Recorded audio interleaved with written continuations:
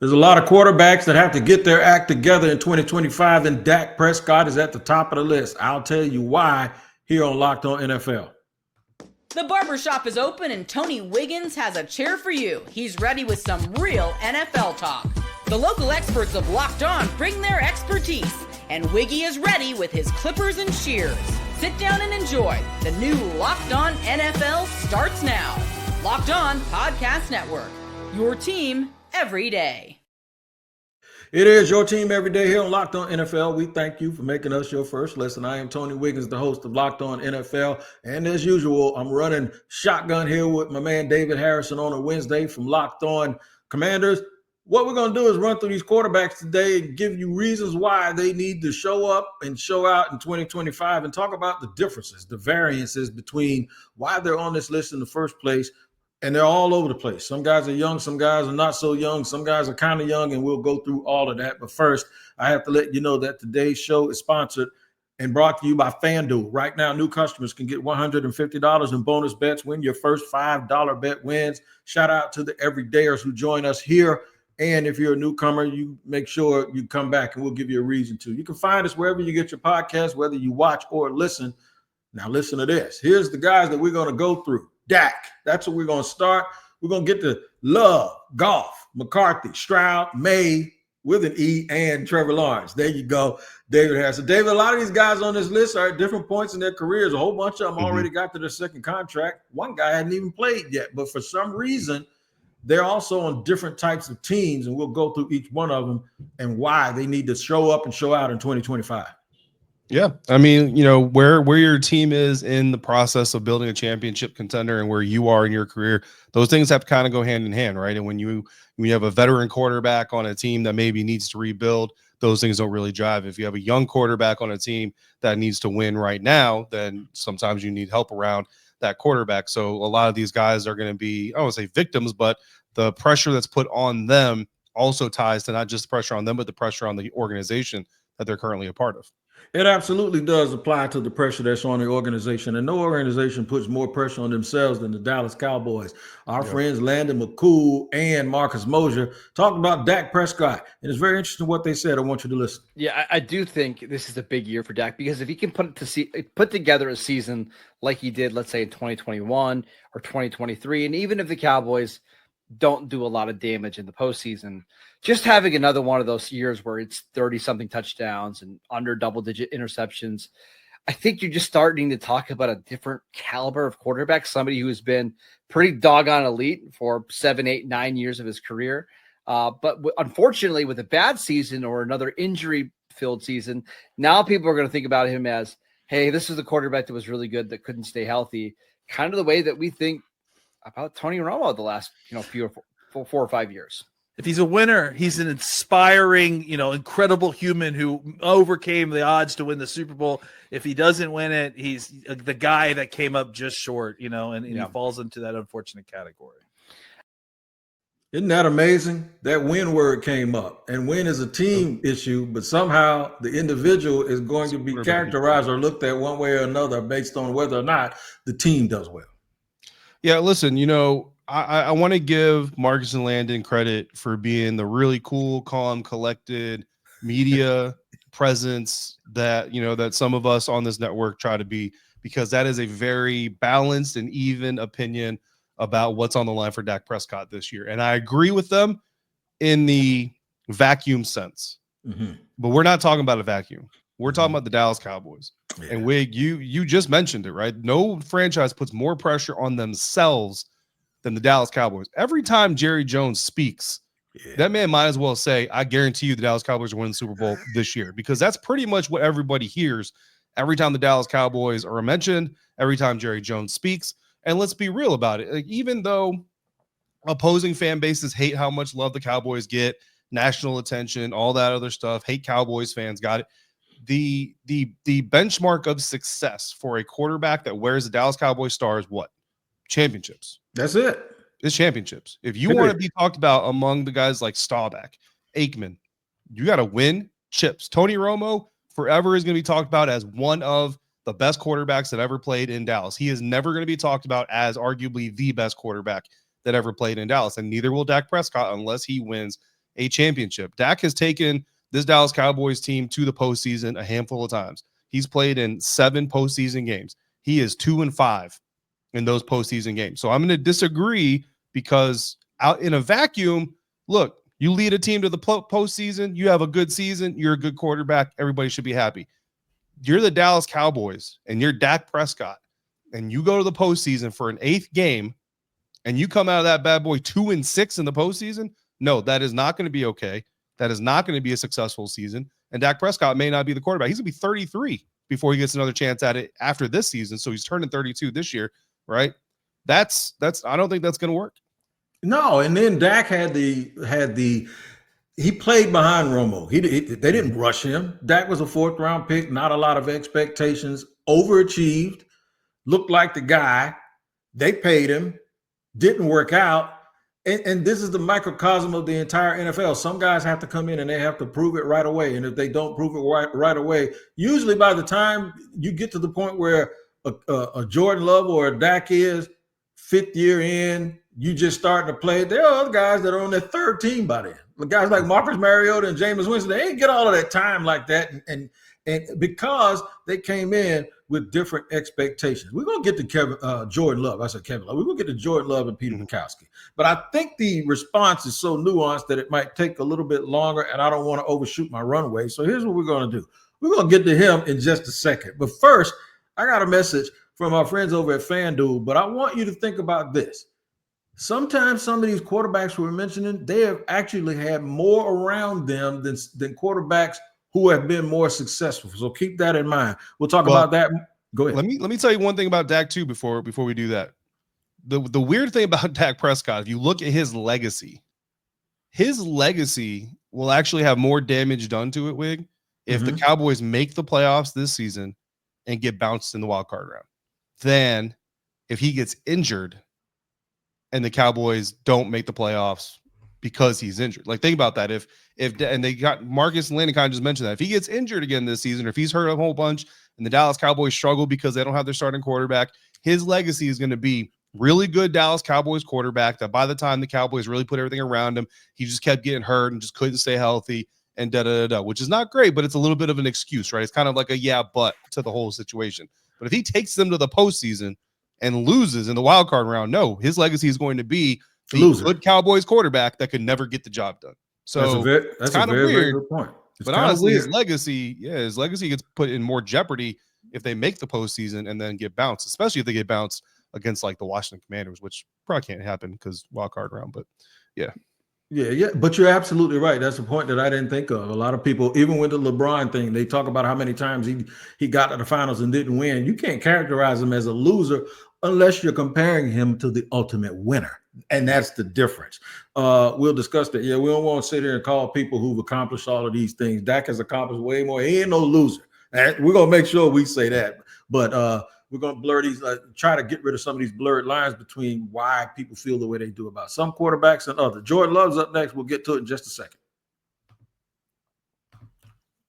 All right, today's show is brought to you by FanDuel. That is right. FanDuel is the absolute truth, man. And summer sports are in full swing. And whether you're all about baseball under the lights, golf on the green, or high-stakes soccer action, FanDuel is the best way to make every game more exciting. You're already following the action. Why not make it a little more thrilling with FanDuel? You can get in on the game while your friends are getting sunburned on the beach. You can get sunburned too with them if you do it early enough. All right, look, whether I'm placing a same-game parlay or watching a bet ride until the ninth inning, FanDuel makes it easy and makes it feel like I'm part of the action. If you're new to FanDuel, new customers can bet just $5 and get $150 in bonus bets if your first $5 bet wins. Open the FanDuel app today and visit FanDuel.com to get started.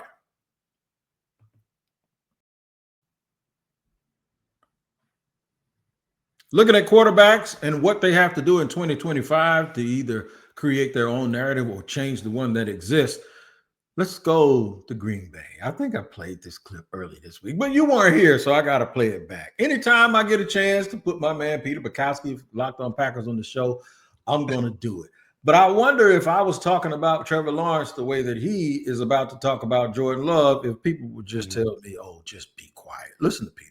Are the Green Bay Packers and Jordan Love being disrespected coming into 2025? I have said, and I told Matt Derry this, going into the year, I would project Jordan Love to have the best year of any of the 4 quarterbacks in the NFC North. But if you wanted to make the case, especially based on the last 2 or 3 seasons with Jared Goff, that Jared Goff deserves to be ahead of Jordan Love in the quarterback rankings, it's hard for me to argue with that because if you look at the last few years, he's one of the most efficient quarterbacks in the league. Okay, he's got Amon-Ra St. Brown, Jameson Williams, Jahmyr Gibbs, all those guys, and Ben Johnson. I get it, but like everyone needs help. Look at Patrick Mahomes. His numbers, like Lamar Jackson and Josh Allen, have vastly outstripped the production with Patrick Mahomes. And you can make the case that over the last 2 or 3 years, they've been the better quarterbacks. But look at the circumstances, the offensive line, the pass catchers, all those things. Every quarterback, even one of the greatest ever, arguably the greatest ever, needs that help. And so I think that for the Packers, they're banking on Jordan Love taking another step here, being healthy. And if you look at his stuff, Brian, the efficiency metrics, the advanced metrics over the last 2 seasons, he has been a top 10 quarterback in the NFL by production, by the numbers. That's what he's been. Peter ain't lying. He's not. He's telling the truth, and I appreciate that. But could I tell that same truth without people saying that I'm making excuses? Because the thing that he said there that caught me was this: Patrick Mahomes is great. He's the modern day GOAT. He's the dude that everyone says is top 3 all time, right? But Peter just pointed out something. Statistically, over the last couple of years, he hasn't been better than the 2 people he mentioned. The other thing is he's great, and he's been to 5 of the last 6 Super Bowls and won 3. But when he lost those 2, he lost them ugly, and he lost them to another great team when he didn't have a great protection and missing wide receivers. So here's my point. If we can make excuses for the GOAT, why can't we make excuses for other quarterbacks, David? Yeah, I mean, look, metrics are great, and numbers are great, and all that stuff, and stats paint, a pretty picture. But the bottom line with Jordan Love is, again, in a vacuum, very solid, very good, capable quarterback, without a doubt, very talented young man. But he's not playing in a vacuum. He's playing for the Green Bay Packers, and the Green Bay Packers expect, and the Green Bay Packers fan base expects, and when the national audience turns on Green Bay Packers football, they expect Hall of Fame caliber play. They expect Brett Favre. They expect Aaron Rodgers. And look, the Packers got spoiled 30 plus years of Hall of Fame caliber quarterback play, 2 Super Bowls to show for it. I say that's not enough, but it is what it is. And Jordan Love just simply hasn't been that type of player. That's why he's getting some of the hate that he is. Is it fair? Not necessarily. Do I think Peter Bukowski, again, doing a really good job of bringing the unbiased, factual approach to the conversation? 1,000%. But if you want to know why is it that Jordan Love is top 10 in all these metrics and one of the most efficient quarterbacks in the NFL and all this stuff, but he's still not loved as much as a Patrick Mahomes or a Lamar Jackson and all this other stuff is, the answer is simple. Because Jordan Love is not doing what Aaron Rodgers did, is not doing what Brett Favre did. He's not elevating the Green Bay Packers to championship contender status. And that is the expectation right now, if you're a Packers quarterback, for you, period. And fair or unfair, because he is following 2 legends. He is following 30 years of Hall of Fame quarterback play, but it gives you an idea of how we get into these conversations, because every hill these dudes are standing on doesn't have the same sort of turf underneath it. Some of it gives a little bit, some of it's solid. That's the organization.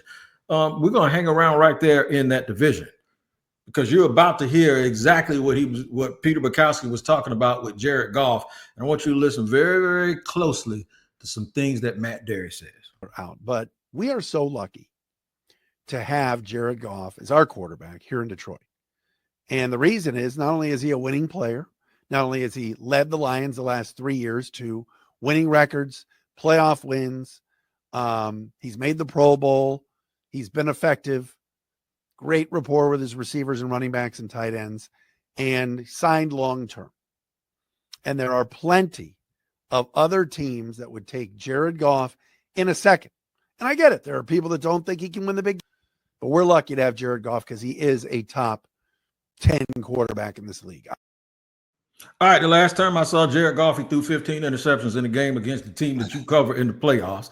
And then in the regular season, when I saw him in the game that they lost, he threw 16 interceptions. I think it was Sunday or Monday night. And so I saw him in the Super Bowl, and they scored 3 points with Sean McVay as his head coach also, albeit against New England. The point is, Bukowski said this. Yeah, he's been better, but he also has this running back. He got this receiver. He got that receiver. He got that tight end. He got that running back. He's behind that center and that right tackle.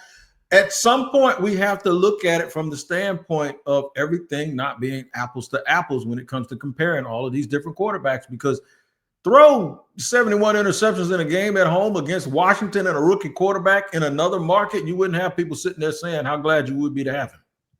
Yeah, look, I've said it before, man, and it's upset Lions fans, and I get it, but this team, the Detroit Lions team, is always going to be limited based on what Jared Goff can do, because at the end of the day, when you get to postseason football, what those teams are going to be best at is making you do what you're worst at. So when you can't do that, you're going to lose. You're going to get ousted. You're going to get bounced from the postseason. That's going to happen every single year until you figure out how to combat what other teams are going to try to make you do the most. That's why, look, Philadelphia Eagles, right? Like, what was their weakness on offense coming into the Super Bowl last year? Jalen Hurts. Put the ball in Jalen Hurts' hand. Make him beat you. That is your best way to beat the Eagles. Well, guess what? The Chiefs did that, and Jalen Hurts beat him. That's why he got the MVP award. That's why he had a really great Super Bowl. But that is exactly what championship caliber teams have to do. And you look at the Washington Commanders, and they came out there and said, look, Jahmyr Gibbs, you might get a 61-yard touchdown on your first touch. You might get some sexy stats. But as far as the tempo of the game is concerned, you're not going to get – actually, that was Saquon. But anyway, you're not going to take over this game to an extent to where we can't force the ball into Jared Goff's hands. Jaden Daniels on the other side, complimentary football. They went out there and put points up on the board to force the Lions in a situation where they got one-dimensional, had to lean on Jared Goff and Jared Goff alone. And it worked. You know what I mean? It worked. And this isn't, the world beater defense in Washington that you have in some other areas. So is that to say that Jared Goff is a bad quarterback? No, it's to say that Jared Goff and Jordan Love are very much in similar situations. Neither of them, over the course of their career so far, has proven to be a quarterback that can elevate the talent on their team. They're a quarterback that can navigate the talent on their team, but you need to put the team around them. The reason the Detroit Lions love Jared Goff is because, Wig, who was the standard? Who's the gold standard of Detroit Lions quarterbacking before Jared Goff? Matthew Stafford? Yep. Matthew Stafford is another quarterback who did what? He did well when he had good things around him. Did he ever elevate Calvin Johnson? Did he ever elevate anybody else? No, he did well when he had good stuff around him, but the Lions didn't have as much good stuff around him as they do around Jared Goff. I would argue you put Matt Stafford, a young Matt Stafford in his prime, on that Lions team. No doubt. They're going to be a better team. I think Matt Stafford would be better in his prime than Jared Goff. But again, both of them are very solid quarterbacks in their career. But the question is just understanding who you are as a team. The Detroit Lions understand, like, for my witnessing the Detroit Lions play multiple times in person, I feel like the Lions understand that they're not a team that Jared Goff is carrying. They're a team that Jared Goff can sustain because they go out and they do the David Montgomery stuff. They do the Jahmyr Gibbs stuff. They go invest in the defense. This is not a team that looks like they're saying it's all on our quarterback versus the Green Bay Packers, who quite honestly, they look like a team that says it's all on our quarterback. And that's, I think that's why they're going to fall short. But yeah, man, I think they're just both very similar type quarterbacks. And as long as their organizations understand what it is they have with them and what limits they have with them, they can be successful. And I think the Lions will find out. Their offensive coordinator, if he comes out and wants to put it all on Jared, I think he's going to learn pretty quickly that that's not the way to go. So far, Dak Prescott, and this is just me giving a quick synopsis. Dak Prescott, in order to change the narrative and have people thinking that he's the guy, they have to at least win a playoff game and show up in another.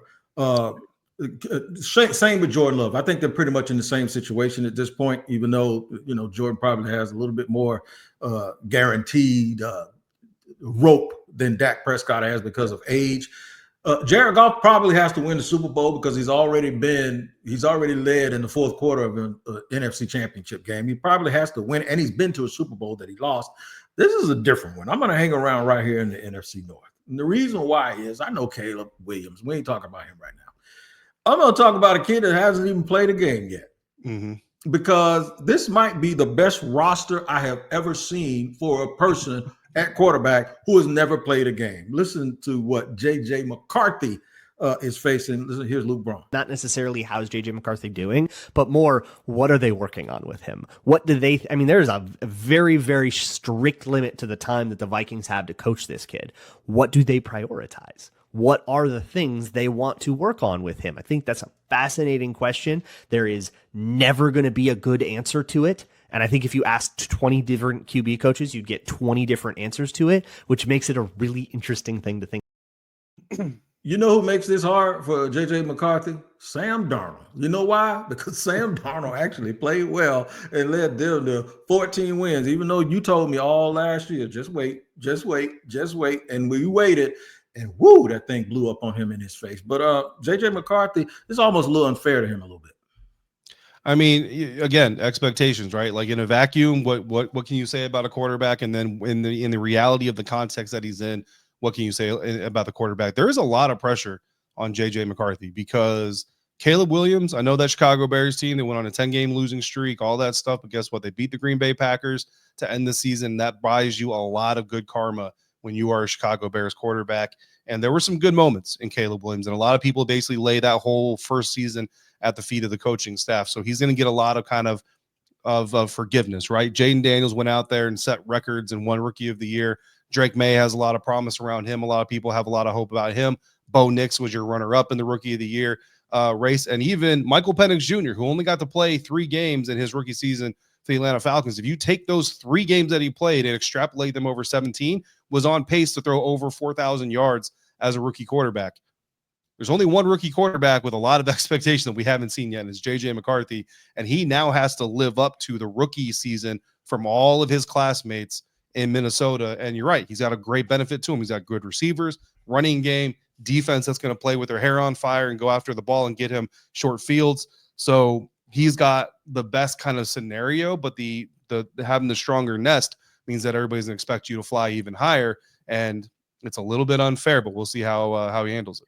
CJ Stroud and Trevor Lawrence, they ain't escaped. We're going to talk about them, but we're going to compare them to a couple of young quarterbacks. One of them is up in New England with Drake May, and the other one is in Carolina with Bryce Young. I'll explain the connections in just a second.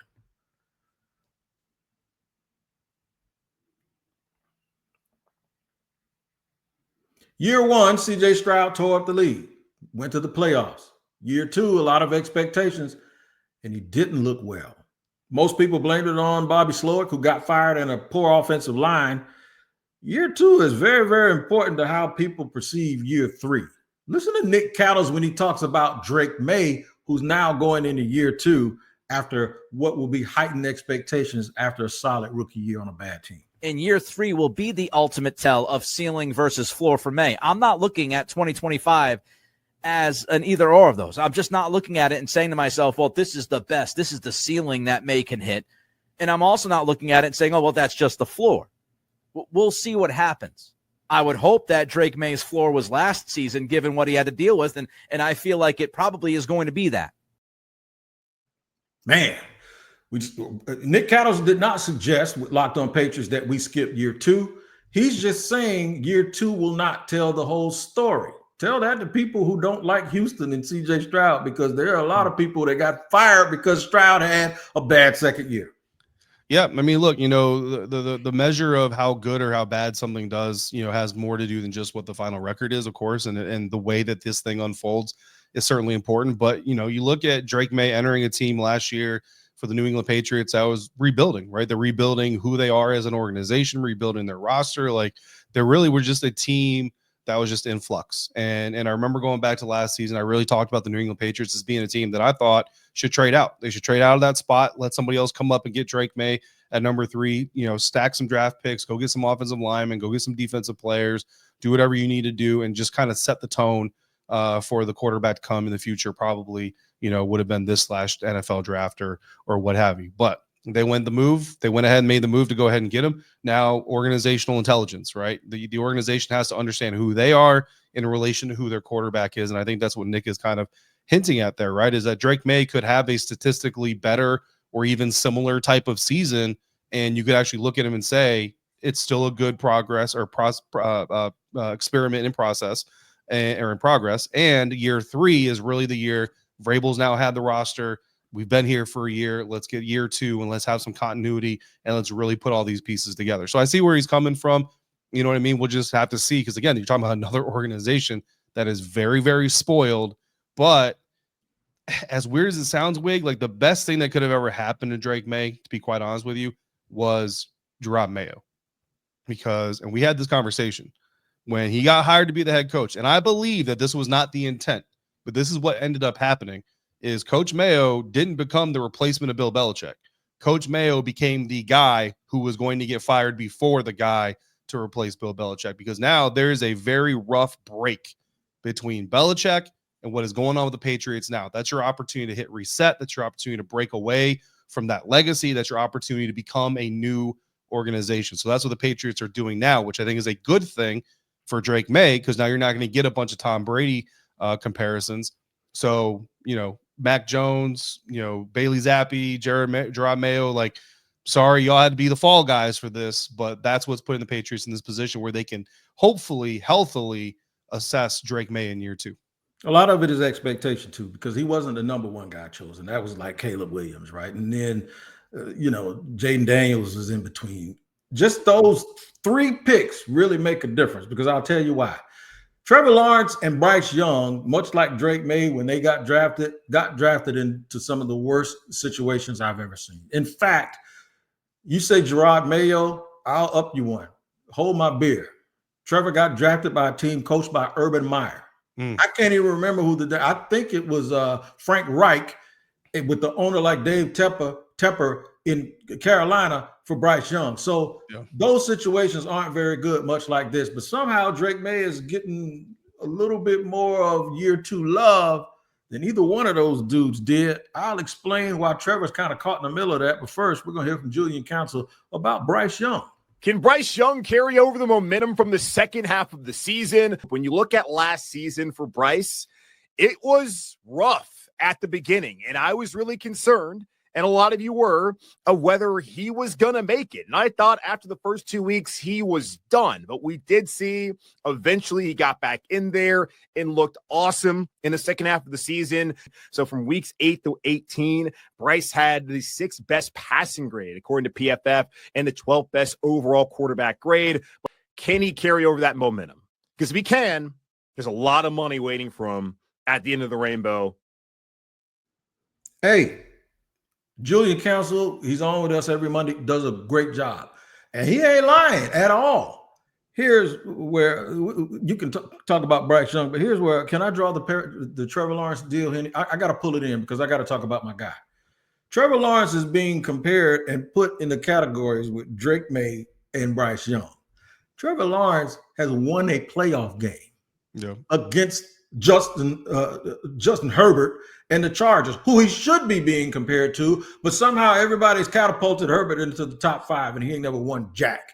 He's beaten the Jaguars 27-0 and lost, in a playoff game. Not this guy. Yeah. Everything that went wrong or has gone wrong or not gone right for Justin Herbert has been Brendan Staley's fault, despite the fact that he had Pro Bowl pass rushers, big-time receivers like Keenan Allen, Austin Eckler in his prime, pretty decent offensive line. Trevor Lawrence ain't had none of that, and nobody gives him any form of a mulligan. But he was in the red zone down 1 score against Patrick Mahomes on the road in the year that Patrick Mahomes won the Super Bowl.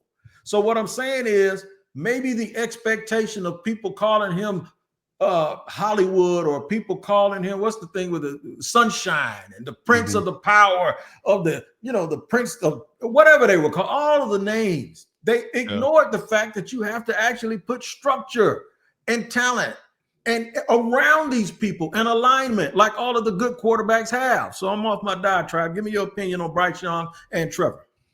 I mean, you look, with Bryce, I really hope that, it wasn't a flash in the pan last year we saw, because like Julian said there, at the end of the year, he really kind of started to find his rhythm. Dave Canales, the head coach out there in Carolina, is a known quarterback whisperer type of guy. And you know what? Look, a lot of Bryce Young, a lot of his off-target throws, what are they? They're high. So they went out and they went and got 6'5" Tet McMillan out of Arizona. So Bryce Young can try to overthrow Tet McMillan. But you know what? If you overthrow Tet, you're overthrowing everybody. So it's going to be okay. You're at least going to get the ball back, right? As far as Trevor Lawrence is concerned, man, like the thing about Trevor, And this is something that I watched at Clemson. He was never, even at Clemson, he was never the guy that was just going to hoist the team on his shoulders and carry him to the mountaintop by himself. Like, he was just not that guy. But for some reason, he got that reputation. And when he was drafted in the NFL, he was expected to be that guy.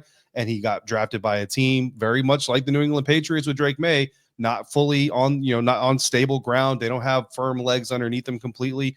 And what has happened? The national expectations. I'll tell you what, though, Wig, that new contract didn't do Trevor any favors from a national perspective, right? Because when they paid him, the message, what is the message? The message is Trevor Lawrence has arrived. Trevor Lawrence is now going to be one of the best quarterbacks in the NFL. That's what the message is. And I remember telling you that I thought the Jaguars were premature. They were 1 year premature on that new contract. They should have held off for another year. They didn't do it. And again, I mean, I don't shake a stick at Trevor for taking the contract. By all means, brother, go get your money. But I think that helped curve the narrative on Trevor a little bit and not give him those excuses because of the money that he's now being made. Now, what I'll give this Jaguars, group credit for is doing what I believe is going to be a very good hire in their new head coach, Liam Cohen. I think his system, his way of playing offensive football is going to fit Trevor very well. Go back to last year before they bring in Liam Cohen. They get Brian Thomas Jr., one of my favorite receivers in last year's class. I think he's going to be a stud. Travis Hunter obviously has all the athletic ability in the world. De'Ami Brown is a sneaky deep ball target for a guy like Trevor Lawrence. So I just think that they're doing really good things now. The question is, how long is the national narrative? You know what I mean? Because I know you see the game for what it is and you see it through a realistic lens. But how long is the national media going to allow the Jaguars to now put something positive around Trevor before they start saying, well, maybe Arch Manning will look good in Duval? So sometimes when I take pictures, I do this, right? And people go, what does that stand for? Well, that's West Side. I'm from the West Side of Jacksonville. It ain't a gang sign. What it is just represent my neighborhood. Or I could do this when I'm around my sons, and it means WIG, the W. That it's us, man. It's all us, right? You know what it stands for today? Winning. That's what's going to change the narrative. David, if he wins, guess what? It all gets fixed, just like Dak, just like Jordan Love. And we should be saying the same thing about Justin Herbert, but the only two people on this earth that seem to feel that way are you and me. Yeah. You know who's not on this list? Jaden Daniels. You know why? Because he's damn good. And I ain't going to let David say a word to y'all because he's going to have to just leave with that compliment and not even add all of his little, yeah, you damn right he's good. No, you got to just take that. I'm going to mute your microphone if you say anything. If you want to know about your team that these guys are throwing the ball to, check out Locked On NFL Scouting with Kyle Krabs and Joe Marino. They will make you smarter as we head into training camp, and you'll know the entire roster on your team. Make sure you check out Locked On NFL Scouting wherever you get podcasts. This was fun. If y'all knew what me and David went through to get this show off, y'all might not. Your boy kept screwing up everything possible, but what I didn't screw up is getting to the point, and I'm glad you guys enjoyed it. Y'all take care. We'll see you next time here on Locked On NFL.